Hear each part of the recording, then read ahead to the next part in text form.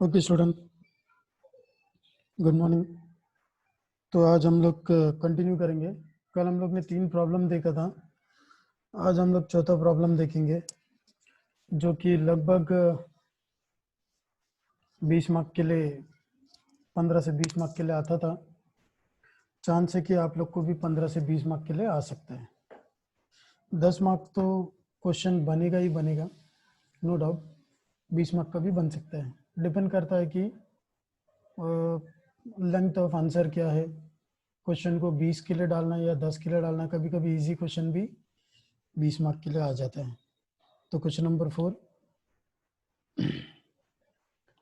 Mister Sachin, an Indian cricketer and a professional cricketer, toured South Africa, Australia, UK, West Indies, and Zimbabwe on various dates.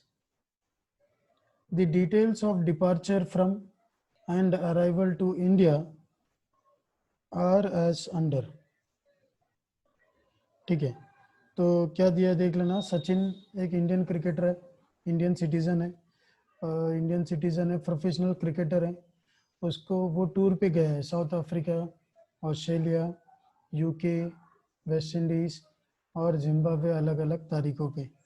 ठीक है, वो details of departure मतलब जिस दिन वो यहाँ से जा रहा है, एंड अराइवल टू इंडिया मतलब कब रिटर्न वो आ रहा है। ये डिटेल्स हमें दिया है। इसके बेसिस में हमको क्या करना है, कैलकुलेशन करना है कि कितना दिन वो इंडिया में था, और हमारा प्रीवियस ईयर याद रखना है। हमारा प्रीवियस ईयर 19-20, हम लोग का प्रीवियस ईयर क्या है 1920। ये साल में वो इंडिया में कितने दिन इंडिया में था, ये हमको कैलकुलेट करना है। South Africa for the first time, south Africa में पहली बार वो गया इंडिया से। कब गया, 1 मार्च 2017। 2017 को गया है। 2017 तो हमारा प्रीवियस ईयर में आता ही नहीं, तो फिलहाल अभी हम लोग उसको देखेंगे नहीं। रिटर्न कब है, 25 मार्च 2019। 25 मार्च 2019, 2019 तो है हमारा प्रीवियस ईयर में, लेकिन अप्रैल से है, मार्च तक नहीं है, तो ये दोनों डेट भी छोड़ देंगे। ठीक है, उसके बाद 15 अप्रैल 2019, 15 अप्रैल को जा रहा, मतलब उसके बाद वो इंडिया में नहीं रहेगा 15 अप्रैल के बाद। तो अप्रैल में 15 दिन, 15 अप्रैल तक था ना इंडिया में। रिटर्न कब आया, 1 मई को आया, मतलब अप्रैल में सिर्फ 15 ही दिन। मई 1 तारीख को आ गया, 15 मतलब मई 1, ठीक है नहीं। मई 1 तारीख को आया, फिर कब जा रहा है 5/5/2019, मतलब 5 मई को जा रहे हैं। तो 5 दिन, 1 मई से 5 मई तक 5 दिन, है क्या नहीं। फिर कब आया 11 जुलाई 2019, मतलब 5 मई को जाने का जून में नहीं था, सीधा जुलाई 11 को आया। जुलाई में 31 दिन है, 10 दिन छोड़ दो, 11 से इधर ही है ना, 11 से 31 तक 21 डेज जुलाई में। उसके बाद कब जा रहे, 31 अगस्त को जा रहे हैं, तो 31 अगस्त तक इंडिया में, अगस्त में 31। रिटर्न कब आ रहा है 14 सितंबर, अगस्त के बाद 14 सितंबर को आ रहा है। 14 सितंबर को आ रहा है, मतलब 13 दिन माइनस, सितंबर में 30 दिन है, 13 दिन माइनस 17 दिन सितंबर का। उसके बाद कब जा रहे हैं, एक मतलब 1 जन। सितंबर के बाद अक्टूबर पूरा इधर ही है, नवंबर पूरा इधर ही है, दिसंबर पूरा इधर ही है, जनवरी 1 तारीख को इधर है, एक ही दिन। उसके बाद कब आ रहा है, सीधा 23 मार्च को आ रहा है। मार्च 23 से अगर काउंट करेंगे, फेब में इधर नहीं हो, जन 1 तारीख को गया, जन 1 तारीख को गया है, देख सकते हैं जन 1 तारीख, जन 1 तारीख को जा रहे, तो कब रिटर्न आ रहा है, मार्च में आ रहा है।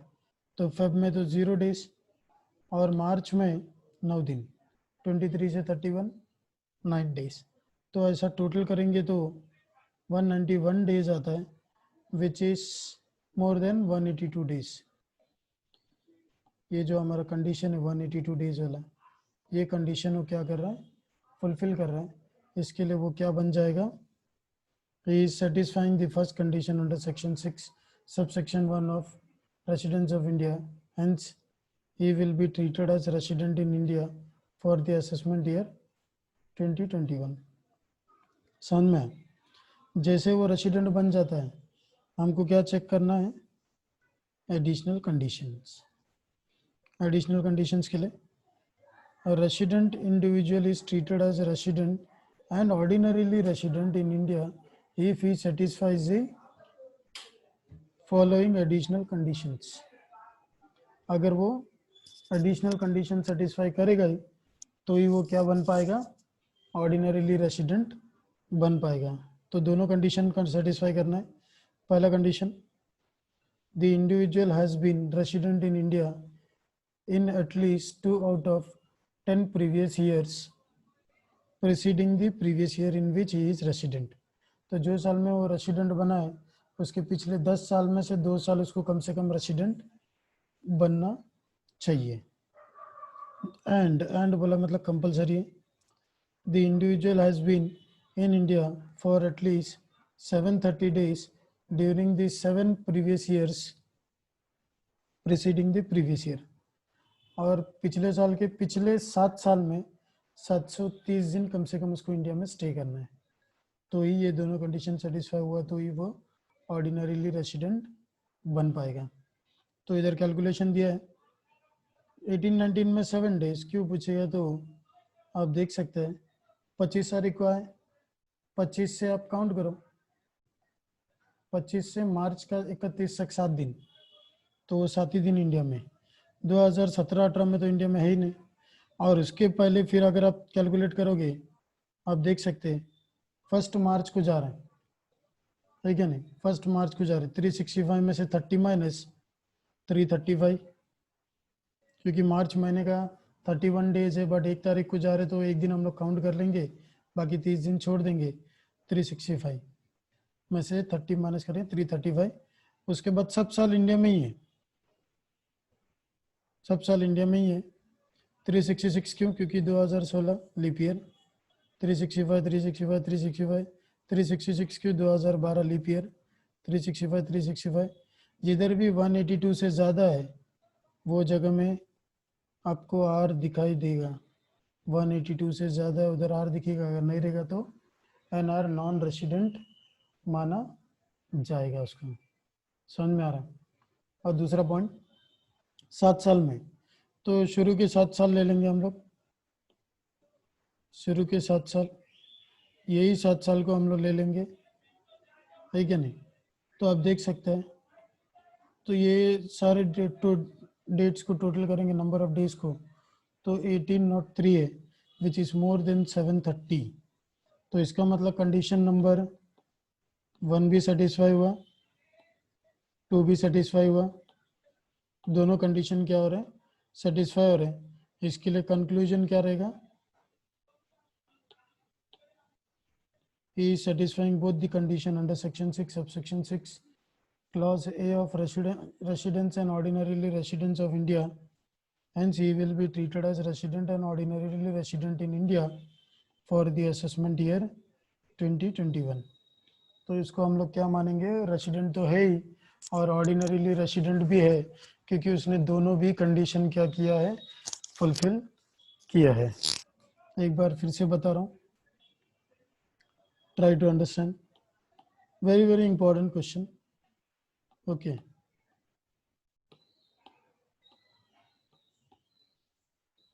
बहुत ज़्यादा ज़रूरी क्वेश्चन है, ज़्यादा, ये 2 बार आ चुका है एग्ज़ाम में, यूनिवर्सिटी एग्ज़ाम में 2 बार आ चुका है, इसके लिए बोल रहा हूँ, वेरी इंपॉर्टेंट।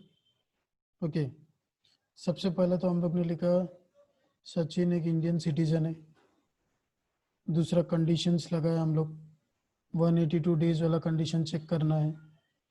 तो हम लोग ये डेज कैसे कैलकुलेट किया, हम लोग ने देखा हम लोग का पिछला साल 1920, तो हम लोग का पिछला साल 1920 इसमें हमको चेक करना है कि कितना दिन इंडिया में। ये तो 2017 है, ये मार्च का 2019 है, लेकिन हम लोग का अप्रैल 19 से चालू होता है पिछला साल, इसके लिए डेट्स हम लोग छोड़ देंगे। ठीक है, नेक्स्ट पॉइंट, 15 अप्रैल जा रहा, 15 दिन। कब आ रहा? 1 मई को आ रहा, फिर से 5 मई को जा रहा, 5 दिन, 1 मई से 5 मई। उसके बाद कब आ रहा? 11 जुलाई, मतलब जून में इधर नहीं है, जुलाई 11 को आ रहा, मतलब 10 दिन नहीं है। 31 डेज का तो मंथ है, तो उसमें से 31 में से 10 गया तो 31 दिन। उसके बाद कब जा रहा? 31 अगस्त को जा रहा है, तो अगस्त में पूरा 31 डेज। कब आ रहा? 14 सितंबर को आ रहे हैं, तो 13 सितंबर तक तो नहीं है, सितंबर में 30 दिन है, 13 दिन छोड़ दिया तो बचा 17 दिन। उसके बाद कब जा रहे हैं? 1 जनवरी को जा रहे हैं, 1 जनवरी को जा रहा है ना, तो अक्टूबर इधर ही है, नवंबर इधर ही है, दिसंबर इधर ही है, 1 जनवरी इधर ही है। कब आ रहा? 23 मार्च को आ रहा है, 23 मार्च को आ रहा है, मतलब फेब में तो इधर नहीं है, मार्च में 9 दिन, क्योंकि 23 से 31 दिन, 31 तारीख तक 9 दिन ही होता है। तो इस तरह टोटल करेंगे तो 191 है, 182 दिन से ज़्यादा है, इसके लिए इसको हम लोग रेसिडेंट मानेंगे, रेसिडेंट इन इंडिया मान लेंगे। समझ में? एडिशनल कंडीशन में 10 में से 2 साल, 7 साल में 730 दिन इंडिया में उसको रहना है। कैलकुलेशन मैंने पहले बताया, फिर से एक बार बता रहा हूँ, आप देख सकते हैं 25 मार्च को इंडिया में आ रहा है, तो 7 ही दिन 2018-19 में, है क्या नहीं? 18 में, 17-18 में तो था ही नहीं इधर। उसके बाद कभी गया था वो? 1 मार्च 2017 में गया, तो 1 मार्च बोला, तो 16-17 में 1 मार्च को जा रहा ना, तो मार्च 1 तारीख इधर ही है, बाकी बचेला 30 दिन इधर ने, 365 में से माइनस कर दिया 30 डेज, तो 335, और 2016 लीप ईयर, 365, 365, 366, 2012 लीप ईयर, साल का 365 इधर ही था उसके पहले, क्योंकि फर्स्ट टाइम टूर पे कब गया था वो? For the first time tour पे कब गया था? 1 मार्च 2017, उसके पहले वो इंडिया में ही था। और ये जो इधर लिखा है, यही 7 साल को इधर पे हम लोग ने नंबर्स में काउंट किया, तो 730 दिन से ज़्यादा आ रहे हैं, इसके लिए दोनों कंडीशन सेटिस्फाई कर रहे हैं, और इसको हम लोग क्या मानेंगे? रेसिडेंट भी मान लेंगे। समझ में आए? Very very important. ठीक है, एग्जाम में, बोर्ड एग्जाम में 2 बार रिपीट हो चुका है, पता नहीं आप लोग के टाइम फिर से आ भी सकता है, नहीं भी आ सकता है। नया टॉपिक स्टार्ट करेंगे, ठीक है? Very very important topic. Okay, ये टॉपिक इजी है और काफ़ी बार 15 से 20 मार्क के लिए पूछा है, और एज पर मी, अगर मेरा मानो तो मैं तो बोलूँगा कि ये टॉपिक मिस करना ही नहीं है गलती से भी, और उतना इजी टॉपिक है। पहले कॉन्सेप्ट समझेंगे, उसके बाद हम लोग क्या करेंगे, उसके प्रॉब्लम्स को नेक्स्ट लेक्चर में सीखेंगे। आज हम लोग सिर्फ कॉन्सेप्ट सीखेंगे, कॉन्सेप्ट बहुत ज़्यादा इंपॉर्टेंट है, अगर कॉन्सेप्ट समझ में आ गया तो समझो प्रॉब्लम भी बहुत ज़्यादा इजी रहेगा। समझ में? कॉन्सेप्ट पे ध्यान देना, कुछ पॉइंट्स मैंने इसमें लिखे नहीं है, वो मैं आगे के लेक्चर में आपको दे दूंगा, ठीक है? तो शुरू करें। टॉपिक का नाम है scope of total income. Scope of total income मतलब एक बंदा अगर कोई इनकम कमा रहा है, ठीक है, तो जितने भी सारे टाइप के इनकम है, सारे टाइप के इनकम को मिला के हम लोग बोलेंगे scope of total income. Total income नाम आपने देखा रहेगा, तो टोटल इनकम नाम दिख रहा है आपको? Okay, total income, total income मतलब टोटल उसने अभी तक पूरे साल भर में कितने अलग अलग टाइप के कमाई किए हैं, वो सबको मिला के टोटल इनकम बोलेंगे, ठीक है? स्कोप मतलब इंडिया में उसको टैक्स देना चाहिए या नहीं देना चाहिए। अगर देना चाहिए तो वो पर्सन रेसिडेंट और ऑर्डिनरी रेसिडेंट होना चाहिए, जैसे कि आप इधर देख सकते हैं, आर एंड ओवर मतलब रेसिडेंट एंड ऑर्डिनरी रेसिडेंट होना चाहिए, या रेसिडेंट रहेगा तो चलेगा बट नॉट ऑर्डिनरी रेसिडेंट रहेगा तो भी चलेगा, या नॉन रेसिडेंट रहेगा तो भी चलेगा। तो ये हमको देखना है। तो वो क्या है, रेसिडेंट है, ऑर्डिनरी रेसिडेंट है, या रेसिडेंट है लेकिन ऑर्डिनरी रेसिडेंट नहीं है, या फिर नॉन रेसिडेंट है, ये हमको चेक करना है। ठीक है, तो दिस वाज द पॉइंट।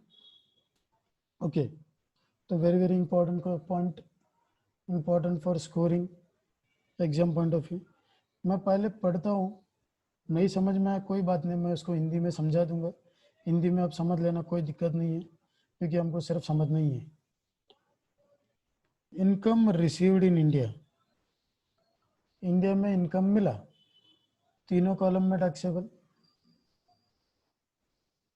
समझ में आया, तीनों कॉलम में टैक्सेबल। उसके बाद income deem to be received in India, मतलब इनकम इंडिया में मिला करके मानेंगे, इनकम इंडिया में मिला करके मानेंगे, मिला करके मानने वाले, तीनों कॉलम में टैक्सेबल। उसके बाद इनकम अक्रूइंग और अराइजिंग इन इंडिया, मतलब इनकम इंडिया में कमाया गया है, मिला नहीं है, कमाया गया है, तीनों कॉलम में टैक्सेबल। उसके बाद इनकम डीम्ड टू एक्रू और अराइज इन इंडिया, मतलब इनकम इंडिया में कमाया गया है ऐसा मान रहे हम लोग, we are assuming that income earned in India, India में कमाया है, तीनों कॉलम में टैक्सेबल। उसके बाद इनकम एक्रूइंग और arising outside India and received outside India, foreign income, income कमाया भी बाहर है और मिला भी बाहर है, तो सिर्फ एक ही कॉलम में टैक्सेबल, ऑर्डिनरी रेसिडेंट नहीं रहेगा तो, और नॉन रेसिडेंट के लिए नॉन टैक्सेबल। ठीक है, उसके बाद from a business controlled from India, business किधर से कंट्रोल हो रहा है, इंडिया से, और प्रोफेशन सेटअप इन इंडिया, या उसका बिजनेस का प्रोफेशन सेटअप किधर हुआ, इंडिया में हुआ, तो resident ordinary resident, resident but not ordinary resident में टैक्सेबल है, नॉन रेसिडेंट में नॉन टैक्सेबल है।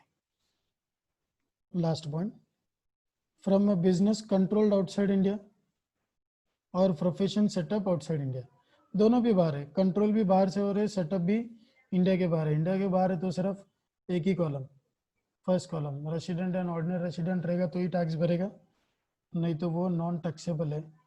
नॉन रेसिडेंट के लिए भी, रेसिडेंट है लेकिन ऑर्डिनरी रेसिडेंट नहीं है तो टैक्स नहीं लगेगा। समझ में क्या बोला? ठीक है, तो एक सिंपल भाषा में आपको अगर मैं समझाऊं तो ध्यान देना।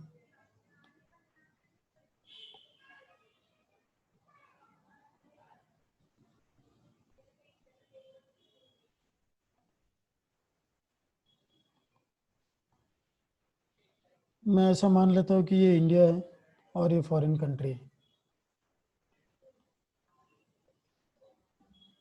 पैसा, मनी, इंडिया से पैसा फॉरेन में जाए या फॉरेन से पैसा इंडिया में आए, तीनों कॉलम में टैक्सेबल। क्या बोला, समझा?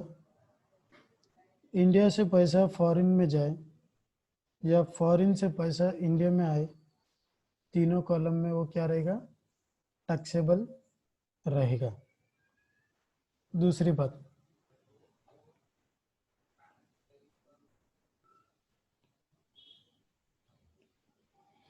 इंडिया का पैसा इंडिया में ही मिले या दे, मतलब पैसा पे करे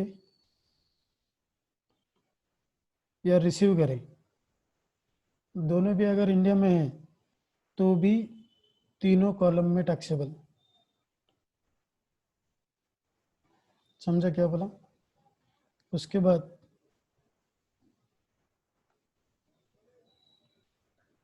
फॉरेन, फॉरिन से फॉरिन में पे करे या फॉरिन से फॉरिन में ही रिसीव हो, एक ही जगह में टैक्सेबल। फर्स्ट कॉलम में आर एंड ओ आर में सिर्फ क्या है वो टैक्सेबल है, बाकी दोनों कॉलम में नॉन टैक्सेबल है। समझ में आ रहा? तो ये 3 सिचुएशन को समझेंगे। Case number 1, case number 2, case number 3। तो पहला मैंने क्या बोला, इंडिया से पैसा फॉरेन में जाए या फॉरेन से पैसा इंडिया में आए, तीनों कॉलम में टैक्सेबल। समझ में आए? दूसरा, इंडिया का पैसा इंडिया में ही पे करें या इंडिया का पैसा इंडिया में रिसीव करें, तो तीनों कॉलम में टैक्सेबल। लेकिन अगर फॉरेन है, फॉरेन के केस में फॉरेन का पैसा फॉरेन में ही मिले या फॉरेन का पैसा फॉरेन में ही पे करें, तो एक ही कॉलम में, that is R and O R के कॉलम में फर्स्ट कॉलम में सिर्फ टैक्सेबल है, बाकी दोनों कॉलम में टैक्सेबल नहीं है। समझ में आ गया? अगर इंडिया का बिजनेस या प्रोफेशन इंडिया में, एक सेकंड को अलग से लिख लेता हूँ, बिजनेस या प्रोफेशन इंडिया में है, ठीक है, फॉरेन में ब्रांच है, इसका यही मतलब है बिजनेस या प्रोफेशन इंडिया में है, कंट्रोल इंडिया से हो रहा है,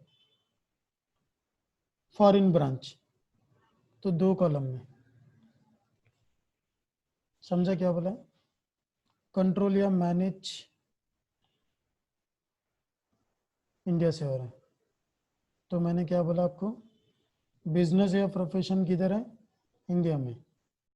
बिजनेस या प्रोफेशन इंडिया में, कंट्रोल या मैनेजमेंट इंडिया से कर रहे हैं, ब्रांच फॉरेन में, तो 2 कॉलम, पहला और दूसरा, R and O R and R and N O R, ये 2 कॉलम में टैक्सेबल है।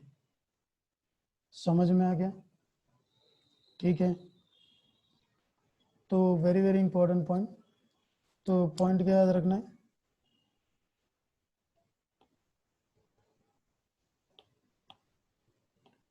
तो यही चीज मैं आपको समझा रहा था।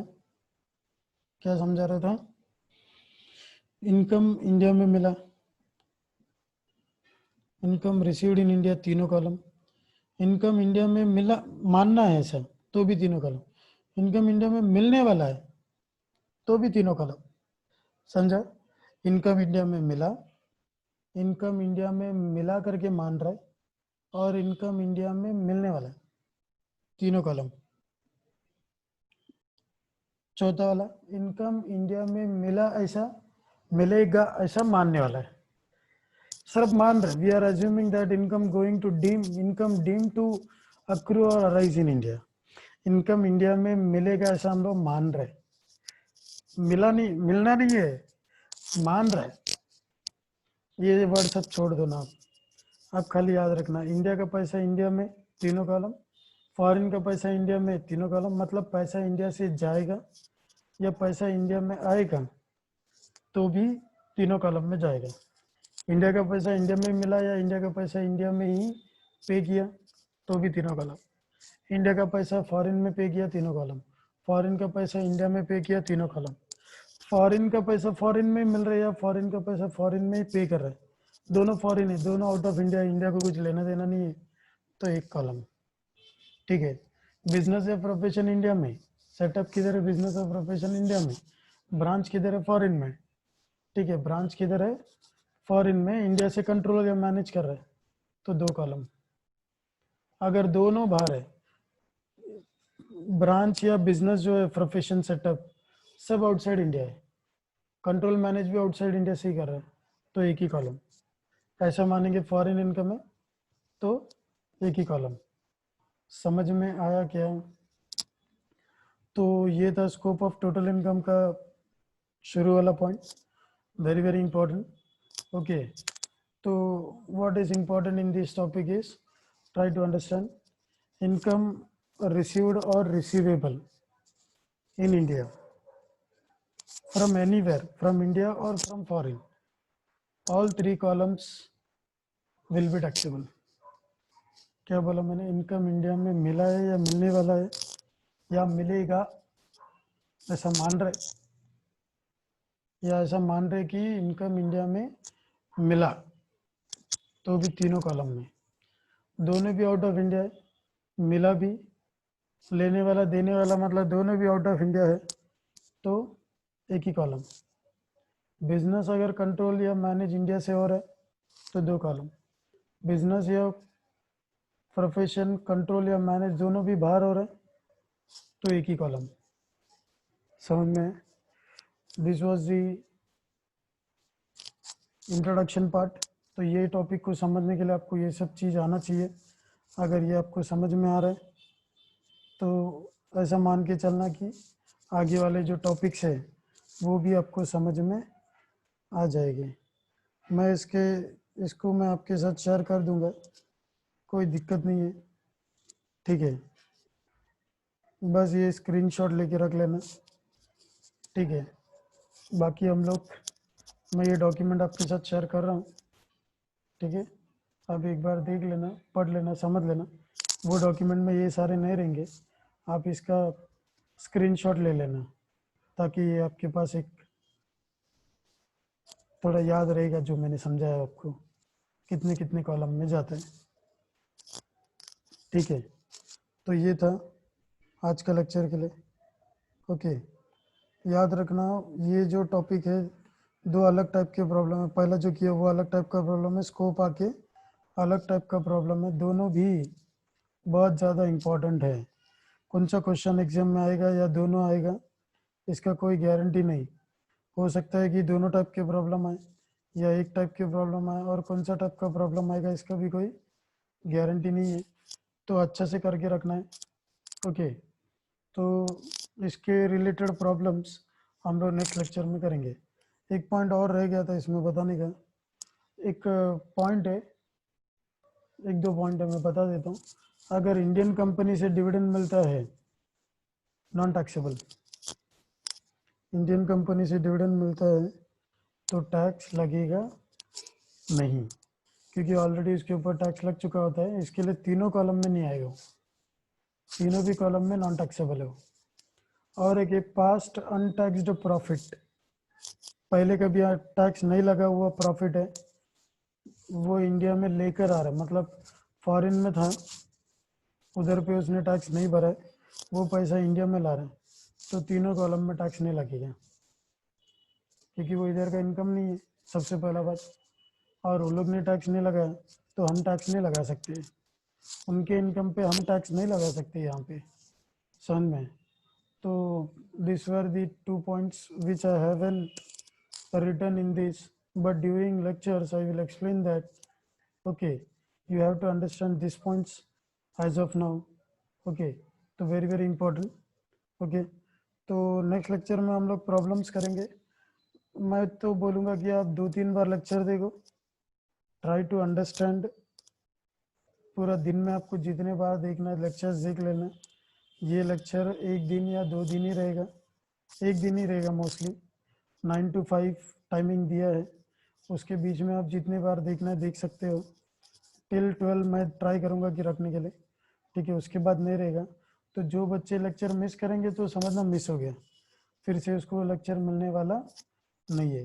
तो इट्स माई हम्बल रिक्वेस्ट कि आप जो दिन का लेक्चर जिस दिन अपलोड हो रहा है उसी दिन देख लेना, और जो डॉक्यूमेंट जिस दिन अपलोड कर रहा हूँ उसी दिन डाउनलोड कर लेना, बाद में नहीं मिलेगा, ठीक है। या उसका स्क्रीनशॉट ले लेना, बाद में नहीं मिलेगा। नोट्स बना लेना, ठीक है। Very very important tips, notes बना लेना, काम आएगा आपको, ठीक है। तो आज के लिए बस इतना ही, बाकी हम लोग नेक्स्ट लेक्चर में इसके रिलेटेड प्रॉब्लम्स देखेंगे, ठीक है, ओके। तो चलो बाय, बस आज के लिए इतना ही। नेक्स्ट लेक्चर में मिलते हैं नए टॉपिक के साथ, मतलब नए क्वेश्चंस के साथ। स्कोप ऑफ टोटल इनकम के रिलेटेड क्वेश्चंस मिलेंगे, ठीक है। चलो बाय, मिलते हैं।